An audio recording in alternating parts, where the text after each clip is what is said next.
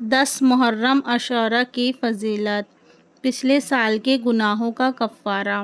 جیسا کہ حدیث میں آیا، میں اللہ سے امید رکھتا ہوں کہ عاشورہ کا روزہ پچھلے ایک سال کے گناہوں کا کفارہ ہو جاتا ہے۔ اہل ایمان کے لیے شکر کا دن۔ یہ وہ دن ہے جس دن اللہ تعالیٰ نے حضرت موسیٰ علیہ السلام اور بنی اسرائیل کو فرعون سے نجات دی۔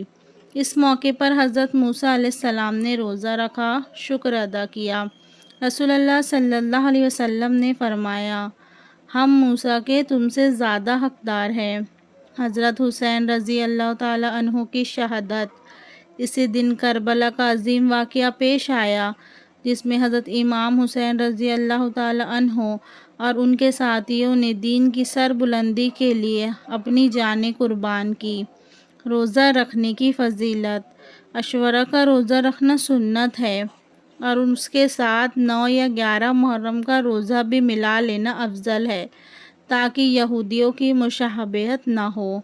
اس دن کا روزہ گناہوں کی معافی کا سبب بنتا ہے، شکر گزاری اور اللہ کی مدد یاد کرنے کا دن ہے۔ اہل بیت کی قربانی کو یاد کرنے کا دن ہے۔